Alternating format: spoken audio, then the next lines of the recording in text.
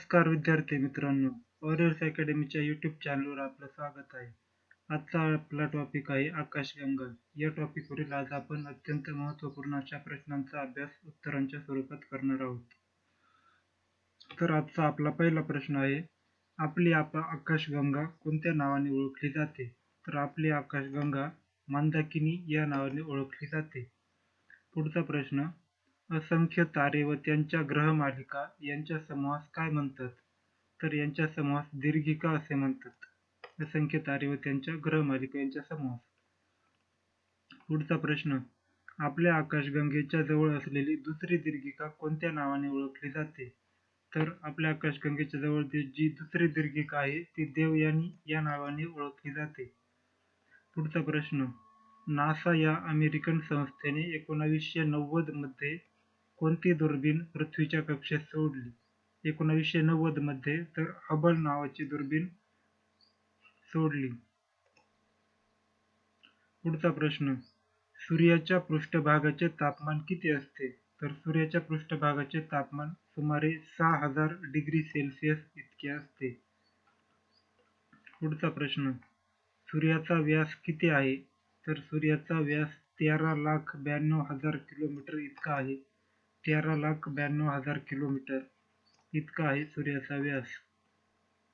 पुढचा प्रश्न, अंतर्ग्रह व बहिर्ग्रह कोणते आहेत? तर अंतर्ग्रह आहेत बुध, शुक्र, पृथ्वी आणि मंगळ. हे जे सुरुवातीचे 4 ग्रह आहेत हे आहेत अंतर्ग्रह. बुध, शुक्र, पृथ्वी आणि मंगळ यांचे कवच कठीण खडकांचे आहे आणि कडी नाही. म्हणजे अंतर्ग्रहांना कवच कठीण खडकांचे आहे आणि कडी नाहीये. पुढचे बहिर्ग्रह. बहिर्ग्रह आहेत अंतर्ग्रहानंतरचे गुरु, शनी, युरेनस आणि नेपच्यून. हे जे 4 ग्रह आहेत मंगळानंतरचे तर हे आहेत बहिर्ग्रह आणि यांचे जे बाह्य आवरण आहे ते वायूंचं आहे, तसेच यांना कडी आहे. म्हणजेच अंतर्ग्रहांना कवच कठीण खडकांचे, कडी नाही, तर बहिर्ग्रहांना बाह्य आवरण वायूंचे आणि तसेच कडी आहे. पुढचा प्रश्न, बुध या ग्रहाचा परिभ्रमण काळ किती आहे? बुध या ग्रहाचा परिभ्रमण काळ 88 दिवस आहे. पुढचा प्रश्न, पृथ्वीचा आस किती अंशात कललेला आहे? तर पृथ्वीचा आस 23.5 अंशात कललेला आहे.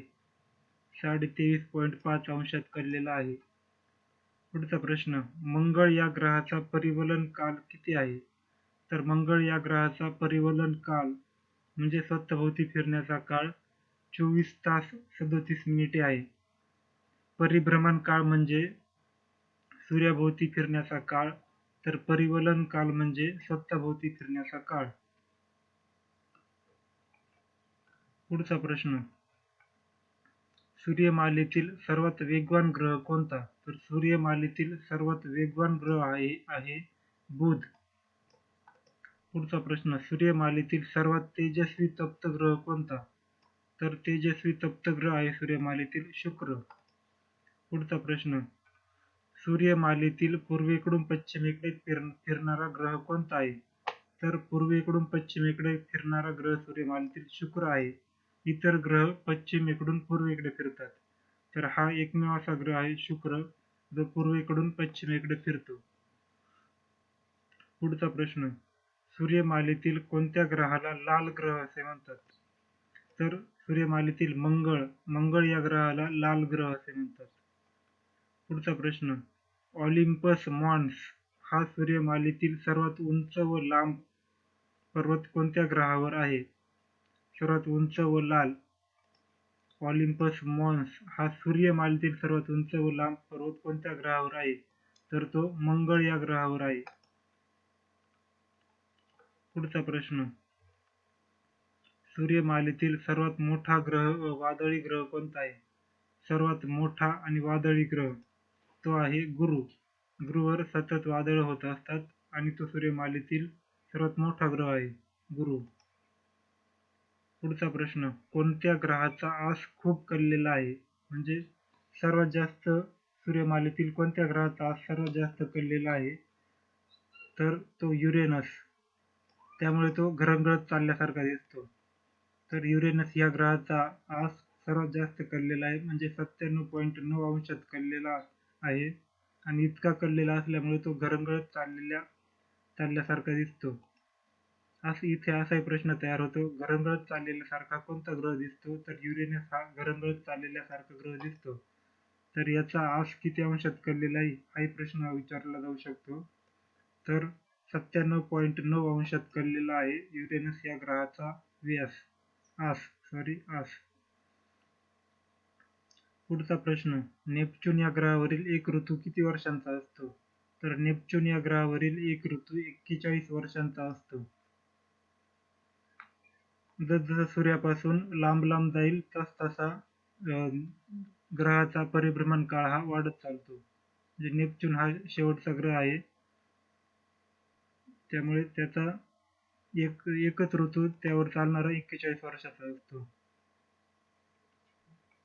पुढचा प्रश्न, चंद्राचा भ्रमण काळ व परिवलन काळ किती आहे? चंद्राचा भ्रमण काळ आणि परिवलन काळ.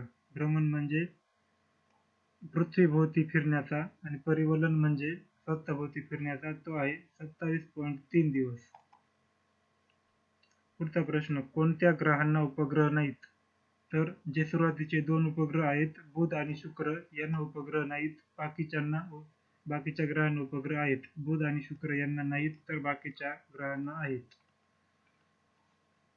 पुढचा प्रश्न, धूमकेतू हे कोणत्या घटकांनी बनलेले असतात? धूमकेतू हे कोणत्या घटकांनी बनलेले असतात? तर धूमकेतू हे धूळ व बर्फ या घटकांनी बनलेले असतात. पुढचा प्रश्न, हॅलेच्या धूमकेतूला सूर्याभोवती एक प्रदक्षिणा पूर्ण करण्यास किती वर्षे लागतात? तर हॅलेच्या धूमकेतूला एक प्रदक्षिणा पूर्ण करण्यास सूर्याभोवती 76 वर्षे लागतात. हॅलेचा धूमकेतू कोणत्या वर्षी दिसला होता व कोणत्या वर्षी दिसेल? तर हॅलेचा धूमकेतू 1910 साली दिसला होता, तसेच 1986 साली दिसला होता. आता यापुढे तो 2062 या वर्षी दिसेल. हॅलीचा धूमकेतू दर 76 वर्षांनी दिसतो. मग 1986 पासून 2062 पर्यंत 76 वर्ष होतील. पुढचा प्रश्न, रूपविकारी ताऱ्याचे उदाहरण कोणते आहे? तर रूपविकारी तारा आहे ध्रुव तारा. पुढचा प्रश्न, तेजोमेघ हे प्रामुख्याने कशाचे बनलेले असतात? तर तेजोमेघ हे प्रामुख्याने धूळ व हायड्रोजन वायूंचे बनलेले असतात. धूळ व हायड्रोजन वायू. पुढचा प्रश्न, तारे दररोज किती मिनिटे लवकर उगवतात व लवकर मावळतात? तर तारे दररोज 4 मिनिटे लवकर उगवतात व लवकर मावळतात. पुढचा प्रश्न, शर्मिष्ठा तारकासमूह किती ताऱ्यांनी बनलेला आहे? तर शर्मिष्ठा हा तारकासमूह 5 ताऱ्यांनी बनलेला आहे. आणि जो सप्तर्षी आहे तारकासमूह तो 7 ताऱ्यांनी बनलेला आहे. पुढचा प्रश्न, सूर्य हा मुख्यतः कोणत्या घटकांचा बनलेला आहे? तर सूर्य हा मुख्यतः हायड्रोजन व हेलियम या 2 वायूंचा बनलेला आहे. हायड्रोजन व हेलियम. पुढचा प्रश्न, सूर्यापासून पृथ्वीवर सूर्यप्रकाश पोहोचण्यासाठी किती वेळ लागतो? सूर्यापासून पृथ्वीवर सूर्यप्रकाश पोहोचण्यासाठी 8 मिनिटे लागतात. पुढचा प्रश्न, सूर्याचा सर्वात जवळ असलेला तारा कोणता आहे? तर सूर्याचा सर्वात जवळ असलेला तारा अल्फा सेंटोरिस हा आहे. पुढचा प्रश्न, अवकाशयानातून अवकाशात जाणारा सर्वप्रथम मानव कोण आहे? तर अवकाशयानातून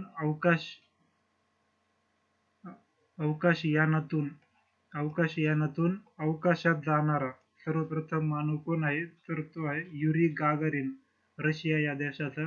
1961 साली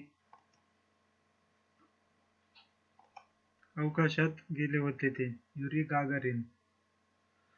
पुढचा प्रश्न, भारताच्या राकेश शर्मा यांनी कोणत्या वर्षी पृथ्वीच्या परिक्रमा केल्या? तर राकेश शर्मा आपले भारतातील पहिले अवकाशयानातून अवकाशात जाणारे आहेत. राकेश शर्मा हे कोणत्या वर्षी गेले होते? तर 1984 या वर्षी गेले होते रशियाच्या अवकाशयानातून. पुढचा प्रश्न, सर्वप्रथम चंद्रावर पाऊल ठेवणारी व्यक्ती कोणती? तर सर्वप्रथम चंद्रावर पाऊल ठेवणारी व्यक्ती आहे नील आर्मस्ट्रॉंग, जे अमेरिकेचे आहेत. ही मोहीम 1969 साली झाली होती.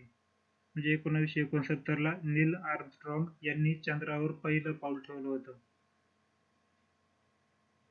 पुढचा प्रश्न, अवकाशात पहिला कृत्रिम उपग्रह कोणत्या देशाने सोडला? तर अवकाशात पहिला कृत्रिम उपग्रह रशिया या देशाने सोडला, ज्याचं नाव होतं स्पुटनिक, आणि जो सोडला 1957 या वर्षी. पुढचा प्रश्न, भारतीय अंतराळ कार्यक्रमाचे जनक कोण? तर भारतीय अंतराळ कार्यक्रमाचे जनक आहेत विक्रम साराभाई. पुढचा प्रश्न, भारताचा अंतराळात सोडलेला पहिला उपग्रह कोणता? भारताचा पहिला उपग्रह कोणता? तर आर्यभट्ट. पुढचा प्रश्न, भारतातील पहिले उपग्रह प्रक्षेपण केंद्र कुठे स्थापन केले गेले? तर भारतातील पहिले उपग्रह प्रक्षेपण केंद्र ते आहे थुंबा, केरळ येथे 1963 या वर्षी. थुंबा, केरळ 1963 या वर्षी. तर विद्यार्थी मित्रांनो, आकाशगंगा या टॉपिकवरील आज आपण अत्यंत महत्त्वपूर्ण अशा प्रश्नांचा अभ्यास उत्तरांच्या स्वरूपात केलेला आहे. तर आजचा व्हिडिओ जर आवडला असेल तर लाईक आणि शेअर नक्की करा. तसेच चॅनलला सबस्क्राईब करायला विसरू नका. धन्यवाद.